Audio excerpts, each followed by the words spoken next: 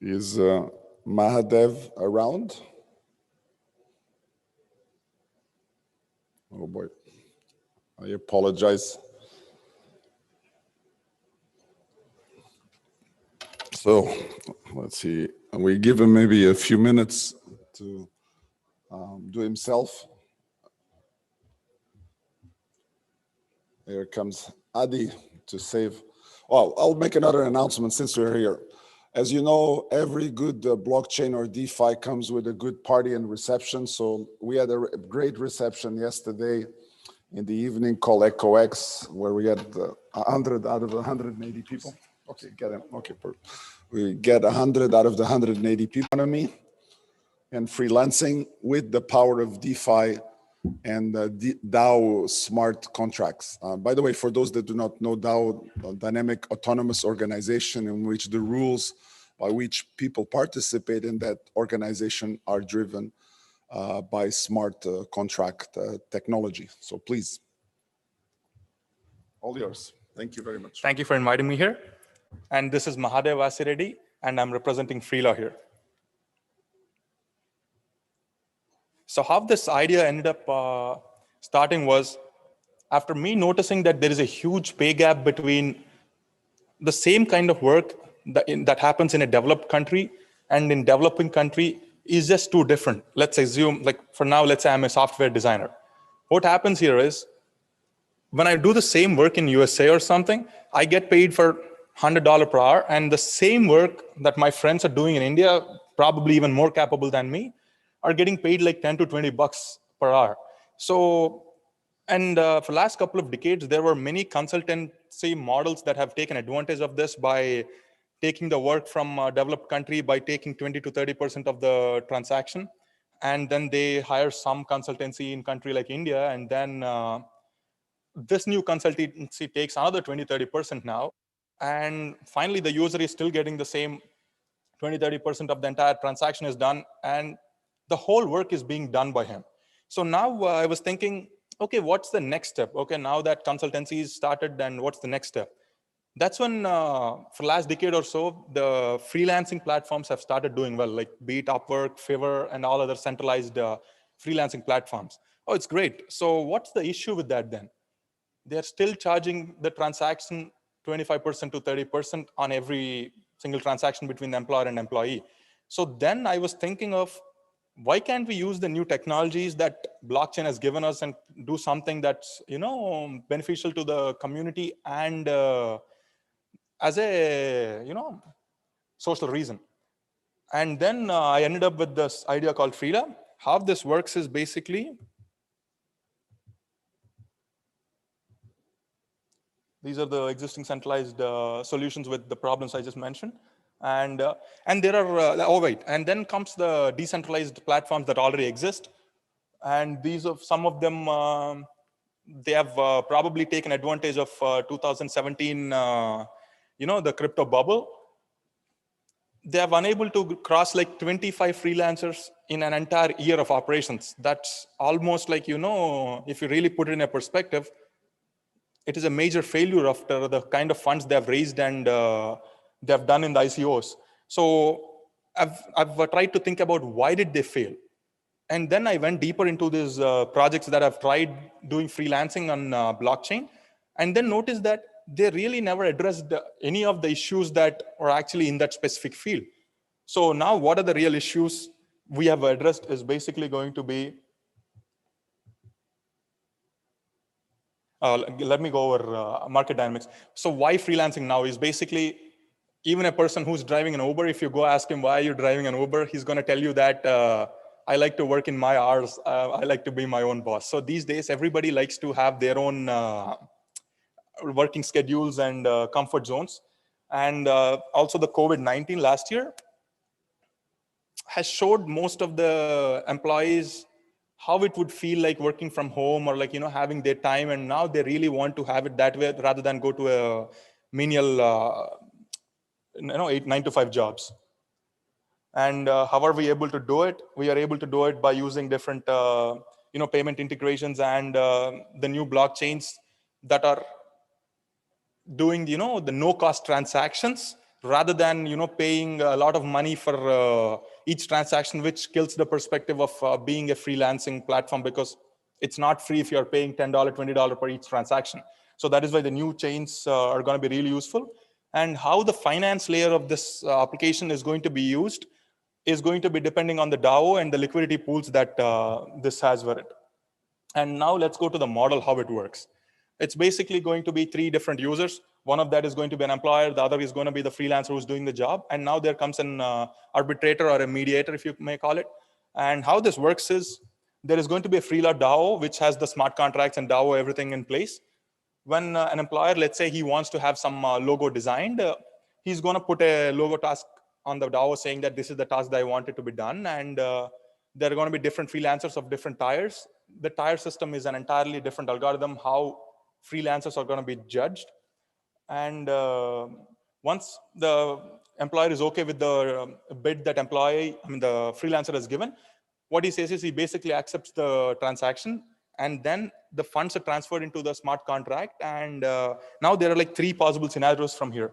One is everything goes well, the freelancer does the work and I'm happy about it, and automatically he signs from his distill ID and I sign from my distill ID saying that the work is done.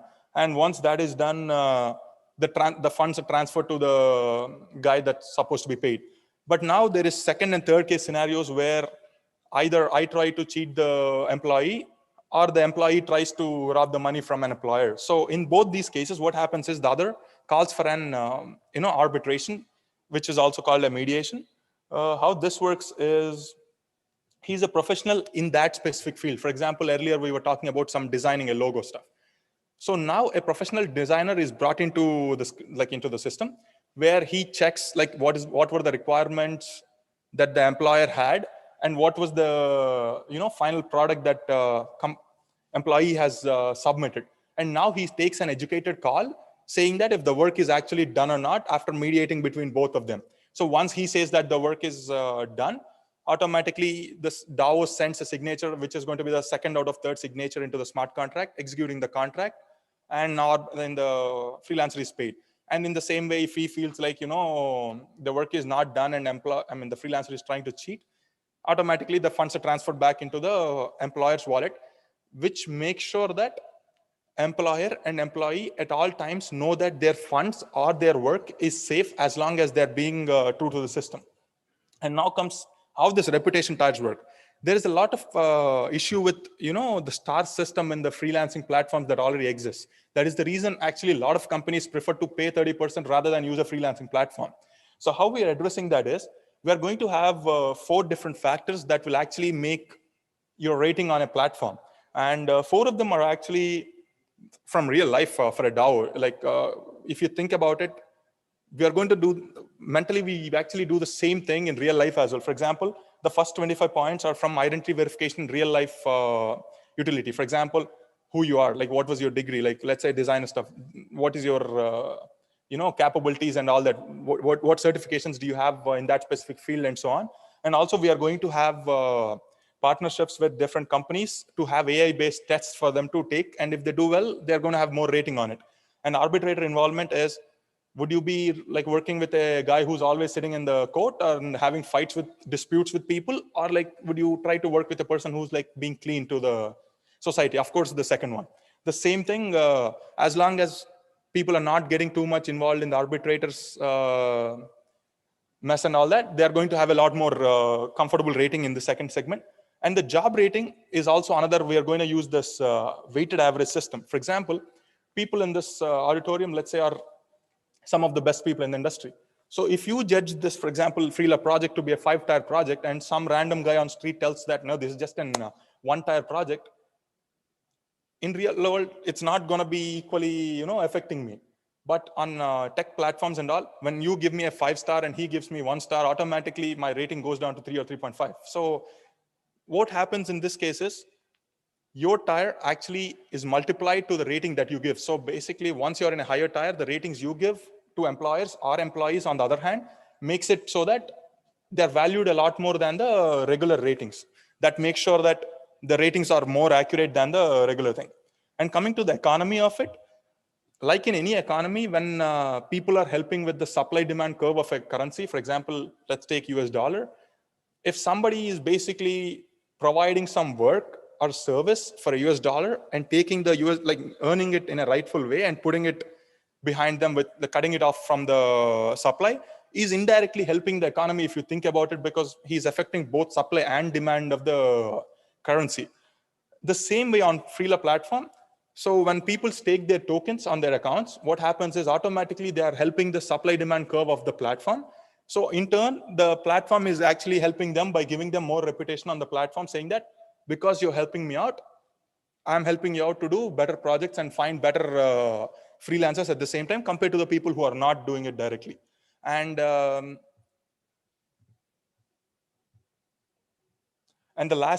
elite tier, the highest tier is going to be especially for the companies that are already using different consultancies and all. For them, what happens is the contracts are tailored for them, be it on the time basis or like, the way that the work is done and all that. And they're always going to have the professional mediation from day one so that there is no problem to them.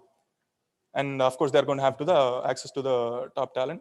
And coming to the DeFi liquidity pools, how this works is basically as long as you do the transaction, any transaction on the Freela platform, including the utilities of it and in-platform purchases and all that, it's going to be free because they're automatically providing some demand from the market because they're using that token. But now, what if they want to use just a USDT just to make sure that I only want to pay like, $1,000? I don't want to risk the Freela's token value or Bitcoin's token value or anything like that. What happens now is there is going to be like the same swap fee like with any other Uniswap and all.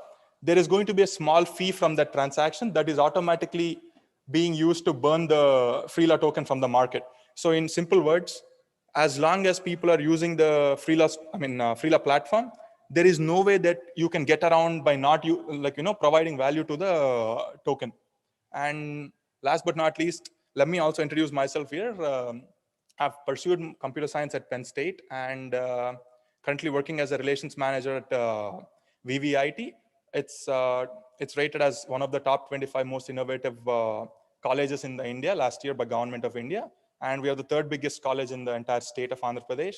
If I may say, I'm also a board member and soon to be the vice chairman of the entire institution. Crypto is my passion and I'm doing it for them. Thank you.